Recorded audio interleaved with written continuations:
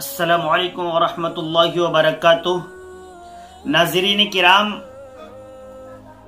जैसा कि आप जो लोग कुछ हालात के बारे में जानकारी रखते हैं उन्हें मालूम होगा कि अल्ताफ की कासगंज कोतवाली के अंदर मौत हो गई, हत्या कर दी गई या उसने सुसाइड कर लिया। कई चीजें हैं, गुत्थी उलझी हुई है, लेकिन समझदार लोग समझ रहे हैं कि ये मौत किस तरीके पर वाक़ हो सकती है, हत्या हो सकती है या वो 21 साल का 5.5 फीट का नौजवान सुसाइड कर सकता है, आत्महत्या कर सकता है। सबसे पहले तो हम अल्ताफ के अहले खाना के साथ गम में शरीक हैं और दुआ करते हैं अल्लाह तबारक व तआला अल्ताफ की मग़फ़िरत फरमाए और पसमानदगान में खुसूसी तौर पर वालिदैन को सब्र जमील अता फरमाए। नाज़रीन किराम, असल में मामला ये था कि कोई मामला हुआ था किसी लड़की को लेकर चले जाने का, फरार हो जाने का, और अल्ताफ पर आरोप था कि उसने उस लड़की को ले जाने में मदद की है, ताउन किया है। अल्ताफ घर पर आया था, खाना खाने के लिए बैठ गया था, पुलिस आई, गिरफ्तार करके ले गई। खाना खाने नहीं दिया। उसकी माँ रो रो कर तड़प तड़प कर कह रही थी कि मेरा बेटा खाने के लिए तैयार था, लेकिन पुलिस ने खाने से इनकार कर दिया। पुलिस ले गई और तकरीबन 24 घंटे बाद, आफ्टर 24 आवर्स ओनली, खबर आती है कि अल्ताफ का इंतकाल हो गया है, उसने आत्महत्या कर ली है। अब गुत्थी जो उलझ रही है वो यहां उलझ रही है, पुलिस का कहना है, और पुलिस तो खैर पुलिस भी पढ़ी लिखी होती है, लेकिन IAS IPS रैंक का अधिकारी कह रहा है, ऑन द रिकॉर्ड कह रहा है, वीडियो में कह रहा है कि अल्ताफ ने अपनी शर्ट के किसी नाड़े टाइप किसी चीज से अपने गले को बांधा और उससे फांसी लगा ली।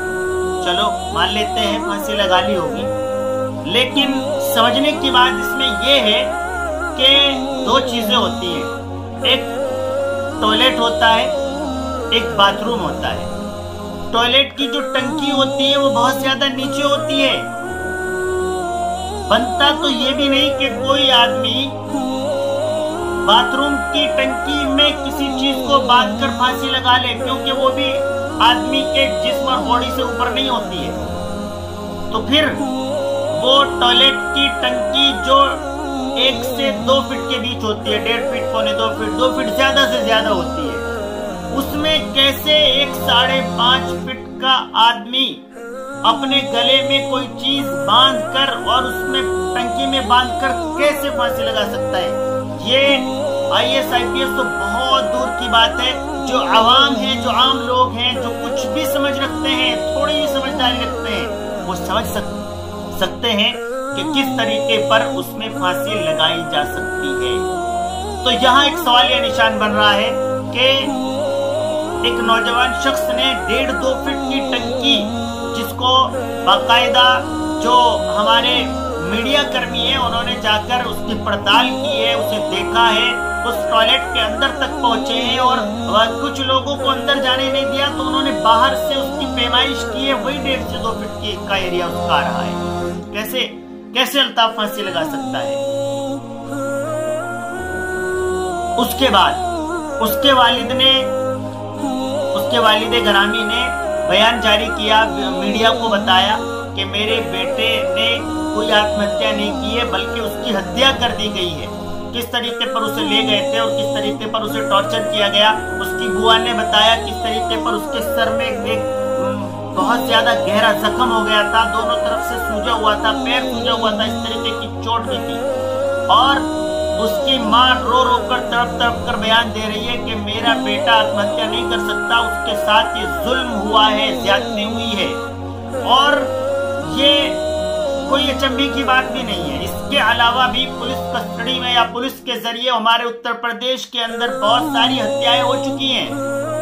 अभी हाल ही में कई एक हत्याओं का मामला सामने आया है जिसमें पुलिस की तरफ से किसी न किसी तरीके पर मुजरिम के साथ या मजलूम के साथ जुल्म किया गया और वो उसे मौत के घाट उतार दिया गया। इस तरीके की कई एक घटनाएं हमारे सामने हैं।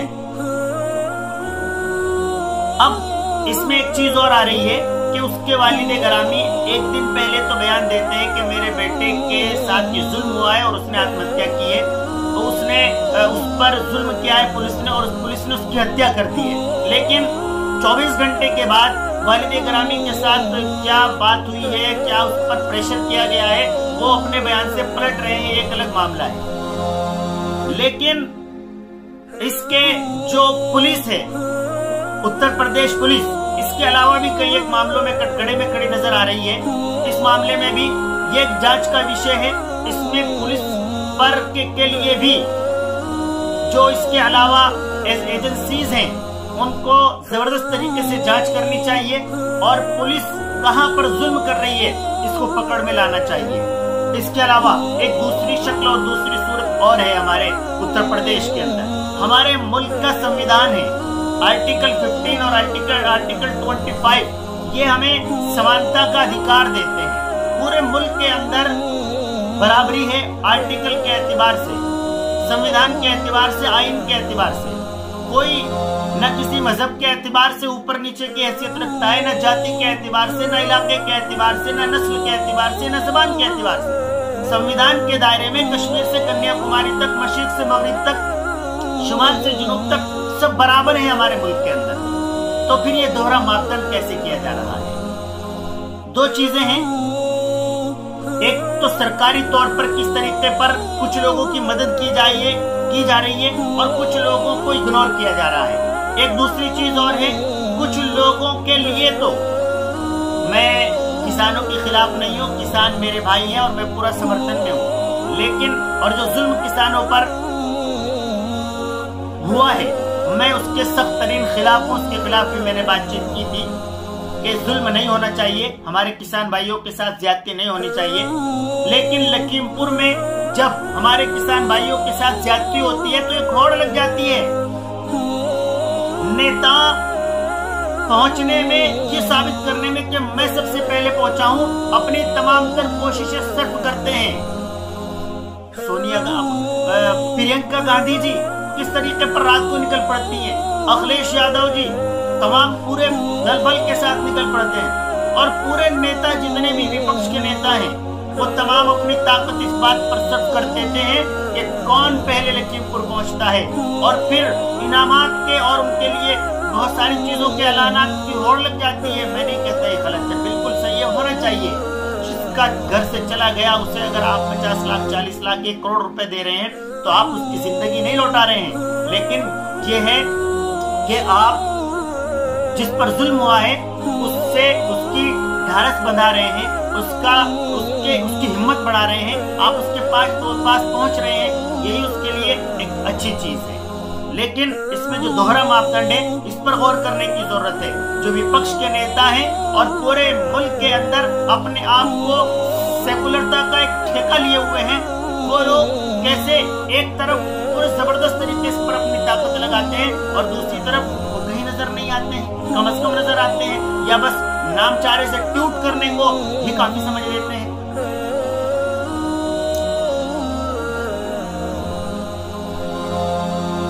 संविधान के अनुच्छेद 15 और 25 के अनुसार भारतीय संविधान में सभी नागरिकों को बिना किसी भेदभाव के मौलिक अधिकार दिए गए हैं।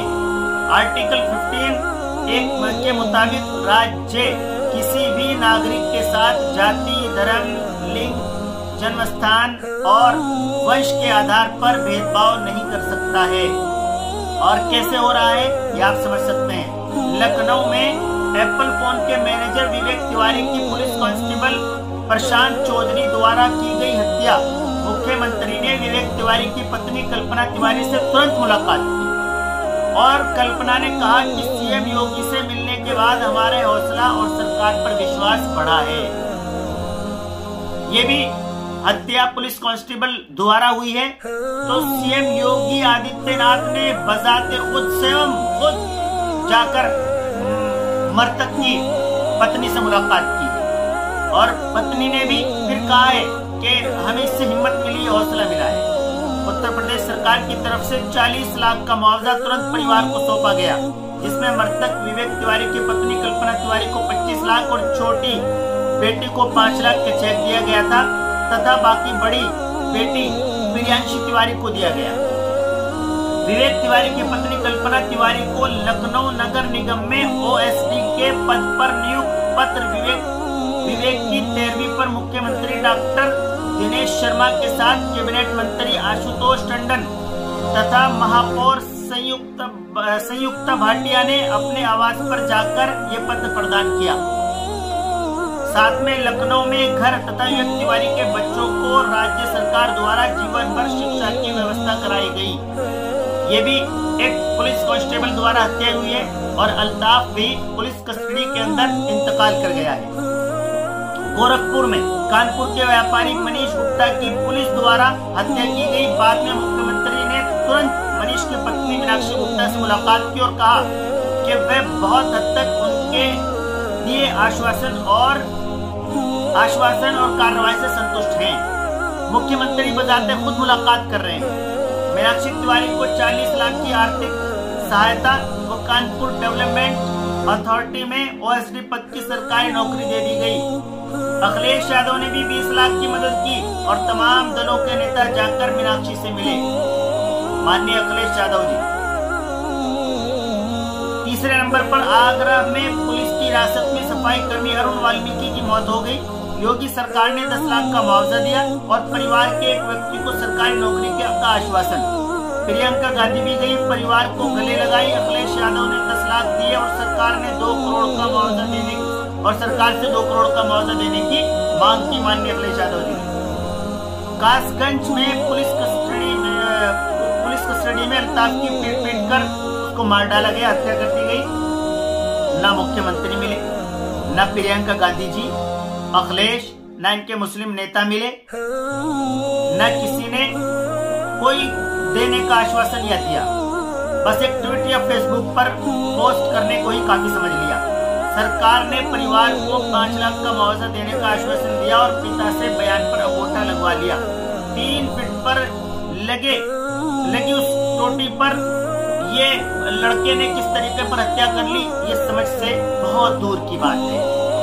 खैर, हमारा मुल्क है, संविधान का मुल्क है। उम्मीद तो हमें अदालतों पर भी है, संविधान पर भी है। और जो भी कुछ गलत हो रहा है, जो गलत करने वाले हैं उन्हें इसका बदला मिलकर रहेगा और हम अपनी मांग उठाते रहेंगे, लोगों से मांग करते रहेंगे। लोगों संविधान के आईने में हम सरकार से और ये जो विपक्ष के लोग हैं, जो मुसलमानों के वोटों के ठेकेदार बन रहे हैं, हम इन्हें आईना दिखाते रहेंगे कि आप किस तरीके पर भेदभाव कर रहे हैं। बहुत शुक्रिया। अस्सलाम वालेकुम वरहमतुल्लाहि वबरकातुहू।